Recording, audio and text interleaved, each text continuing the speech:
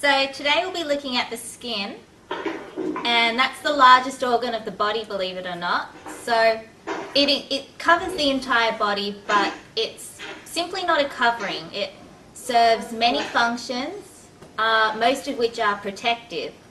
So without the skin, we would die from bacterial invasion and infection, and as well as heat loss and water loss. So it's really important, and of course we would look really ugly as well without it. So let's begin by looking at the skin structure.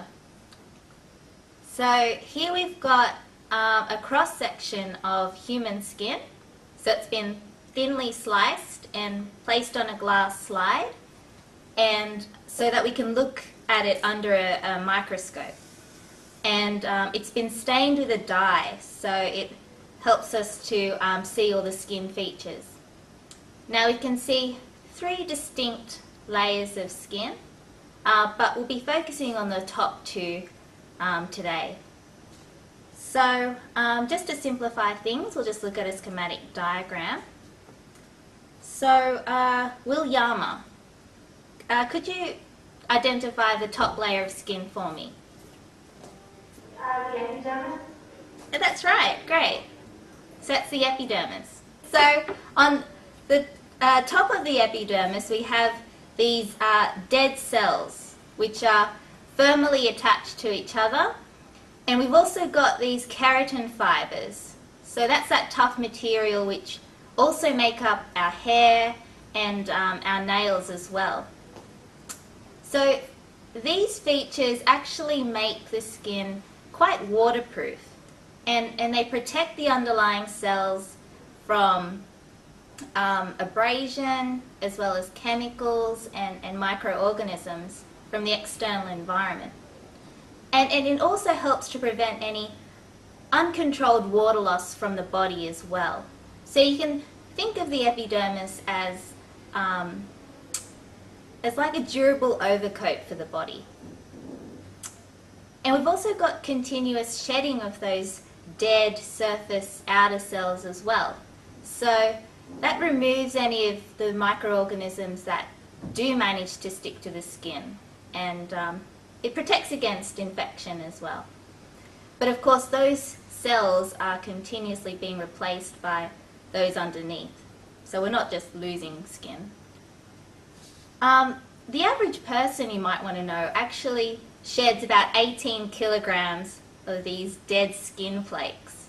So that ends up as dust around our homes and in the vacuum cleaner bags as well. So just think about, just think about that. Identify this structure, or this layer of skin beneath the epidermis for me. Dermis. The dermis, did you say? Good. Yep, so that's the dermis.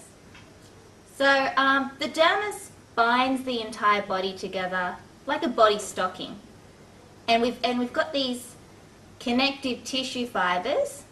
So you can see just a close-up of a human slide there, human skin slide, and these fibers make the skin really strong against most jabs and scrapes, and some of these fibers also bind water, so that helps to keep the skin hydrated and flexible as well. So within the dermis we have a number of different structures, and so could you name this structure for me? Do you kind of know what it is? It's some sort of gland. Square gland. Yeah, great, excellent. And how about this one? What does it look like? It helps to keep the tissue alive. Blood vessel. Yeah. So we've got the sweat glands and the blood vessels, and those 2 are really important in helping to maintain our body temperature. So imagine you're at the beach. I mean, it's really cold outside, but just imagine you're at the beach and it's really nice and it's warm, it's really hot, it's a summer's day, and you've been there for quite a long time. So I'll ask Williama, how does your skin often look? So what does the body tend to do when it's really hot? Yeah, you sweat. And what does it look like? Like, how does it appear? Your skin. Red. Yes, so you sweat and you're red. So when the body is really, really hot, the blood vessels within your skin, they dilate. So they widen, and that means that they fill up with lots of blood.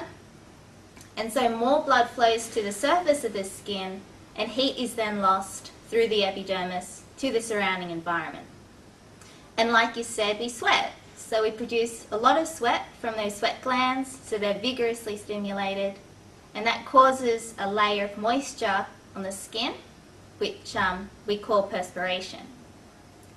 So the evaporation of that sweat on our skin actually helps to take heat away from the body, and it helps to cool our body. So yeah, just to kind of quickly show this, I'll just do this licking test.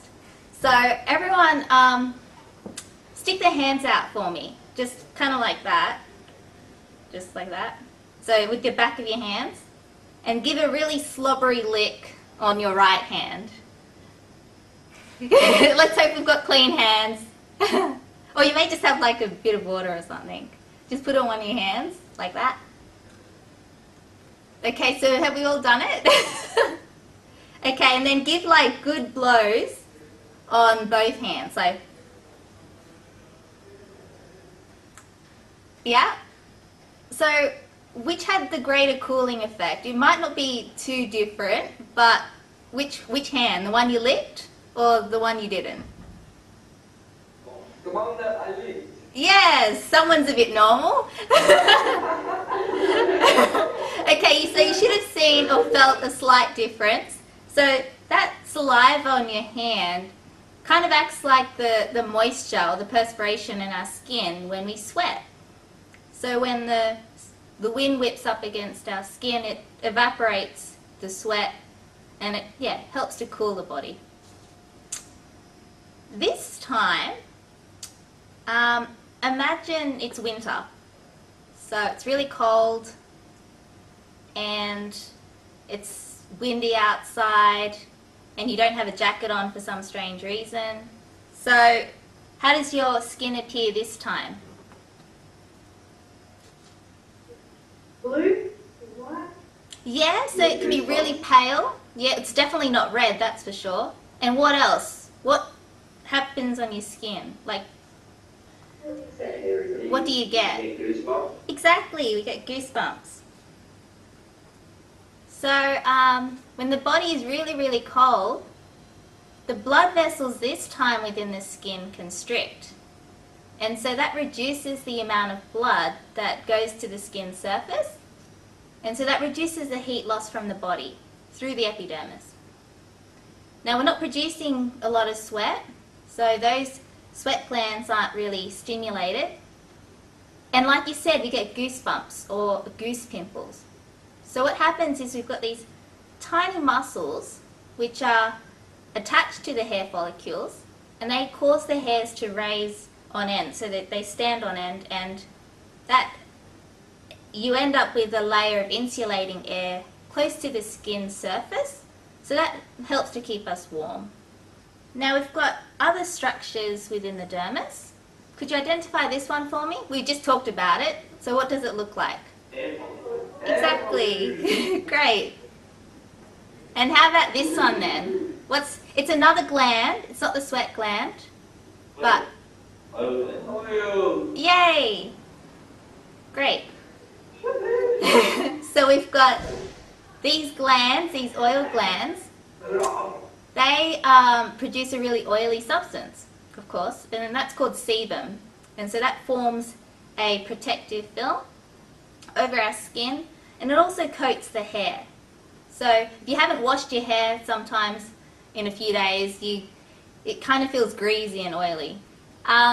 These sebum as well, this oil, can also contain fatty acids, and it's these acids which make the skin slightly acidic, so it has a slightly acidic pH. So, Will-Yama then, could you describe to me what pH is? briefly. Measures if it's either acidic or basic or just neutral. Yeah, that's perfect. So we measure that acidity, as you said, on a pH scale. So that ranges from 0 to 14. So a substance that has a pH of 7, so right in the middle, is considered neutral. And if it's above 7, it's called alkaline. And if it's below 7, it's acidic. So like I said, the skin is slightly acidic. And that's because of these skin oils and the sweat that we also produce as well, to some extent. So that helps to limit the growth of microorganisms as well. So not only is the skin a really effective barrier against microorganisms, so those that can cause disease, they're what we call pathogens, but we have many, many microorganisms that actually live on the skin itself. And they also help to assist in the entry of these bad microorganisms or pathogens. So Kulamon, what do we refer to these microorganisms collectively? Do you know the term? So, Microorganism. well, yeah, but just the whole range of them. So you got micro. Have you heard of fauna and what's the opposite of fauna? Fauna and Flora. yes. So have you heard of microflora? You may have come across it. No. Okay, well here we go. So microflora on our skin, they include bacteria, and we've also got fungi and viruses and a particular mite as well, which I'll talk about a bit later. And these are actually normally harmless on our skin. So those that can survive the really hostile environment, so the acidic, the acidity and the saltiness of our skin, actually live off the nutrients and the sweat and the oils as well. So Elizabeth MacArthur, why then do you think it might be useful to have our own sort of microorganisms, our own microflora, in the presence of any pathogens or disease-causing organisms on our skin, do you think? Why might it be useful? We can fight back bacteria.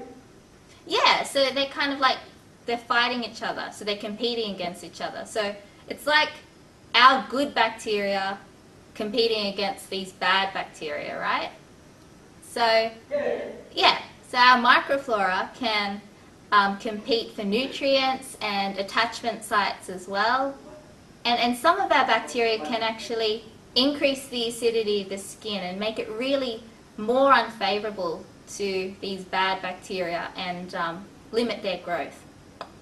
So let's actually look at some examples. So obviously we cannot see all these microorganisms via the naked eye, because that would be really, really creepy. So these are really highly magnified microscopic images taken from what we call an electron microscope. So the first, we've got two main families of bacteria that live on the skin. So the first one are these small spherical shaped bacteria called the staphylococcus, like the guys on your left of screen.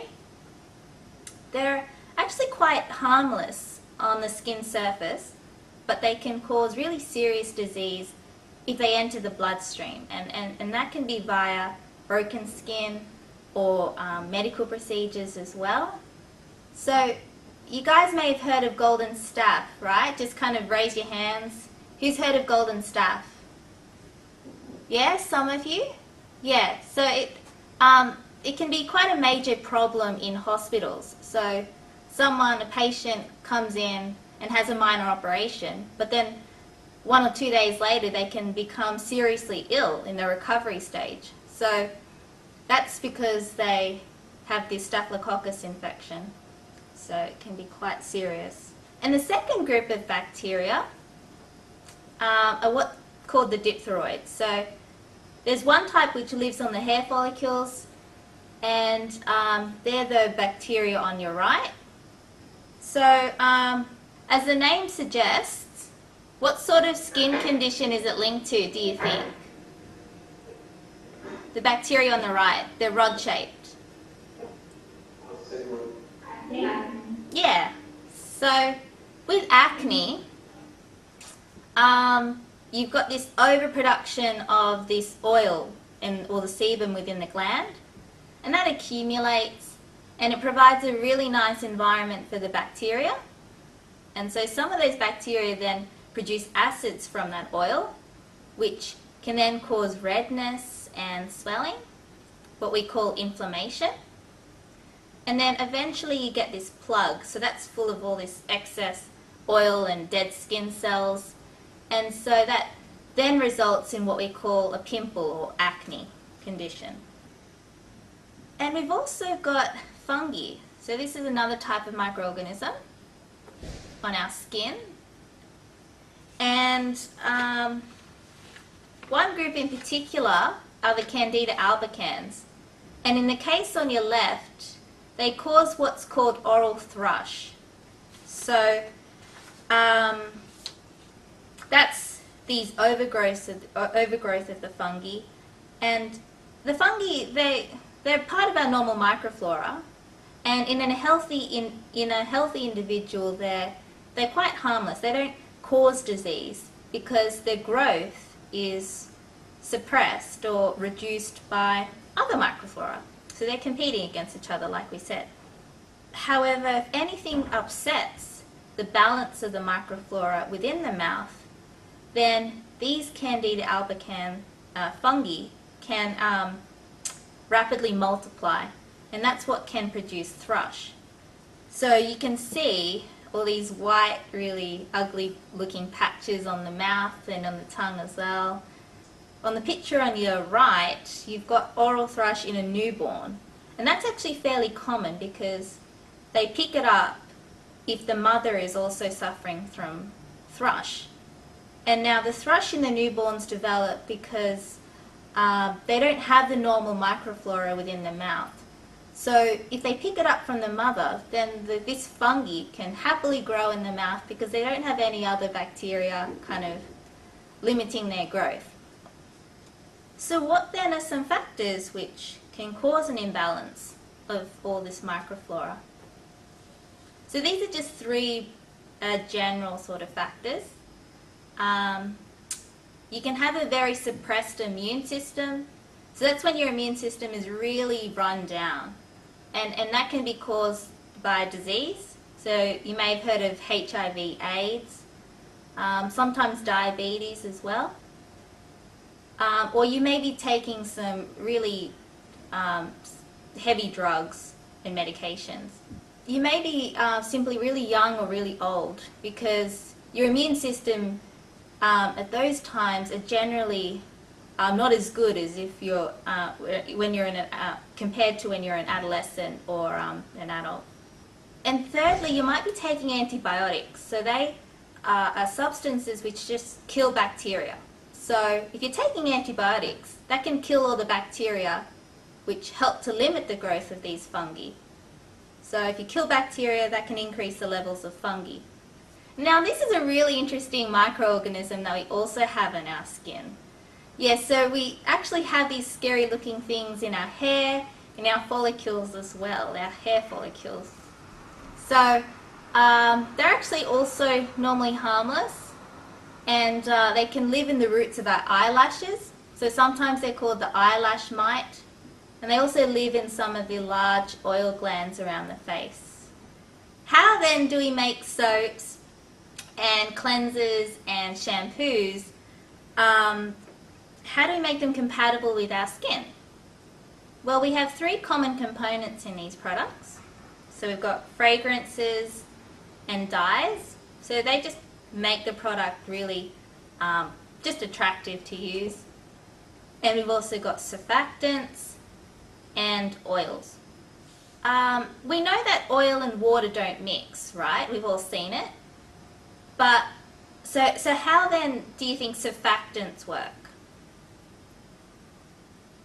Oh, yeah. Should I make the oil and water mix? Exactly, yeah. Simple question, simple answer. So, yeah, and that's a process called emulsification. So, oils, they're what we call non-polar, whereas water are what we call polar. And so these surfactant molecules, they contain both non-polar and polar parts. So the non-polar part mixes easily in the oil, and the polar part of the molecule mixes easily in the water. And so the surfactant molecules help to attach water to the oil particles, and that helps to carry away all the grease and excess oils from our skin. And detergent is a really good example of that. So just think about when you're cleaning your home, when you're cleaning around the house, cleaning the dishes and washing the dishes. So obviously using detergent is much easier than using water alone, right? Unless we all pay our younger siblings to do it for us. No? Okay, but we've all seen it. And even laundry soap as well. So similarly, we've got detergents in our shampoos. So that also helps to get rid of the excess oils and grease from our hair. The thing is though, surfactants can remove the actual natural oil protecting our skin and protecting our hairs as well. And so that's why we then sometimes add oils to these products to replace what's lost. So let's look at cleansers, for example. Now, cleansers are what we call emulsions of oil in water. So what that basically means is that the oils in the cleansers, they absorb all that grease and excess oil on our skin into these tiny sort of globules. So you've got that oil non-polar core, and so it takes that away from the skin, but then it also leaves an oily film substance on our skin to protect it from drying out. I mean, soaps, they're really effective cleaners. They can remove dirts and they can remove excess grease and stuff as well. But soaps are actually treated with an alkaline solution. And so they can actually strip away the acidic surface of the skin and actually make it feel dry. And so that's why many people actually prefer to use cleansers over soaps. So soap has generally an alkaline pH. So that's why it's also then important to have the pH of all the products that we use on the skin really compatible with our skin. So that's our soaps, our cleansers, and our shampoos as well. Or else we can leave it feeling dry and also disturb the balance of microflora as well. Because different types of microorganisms like different pH. And so their growth varies with the pH of our skin.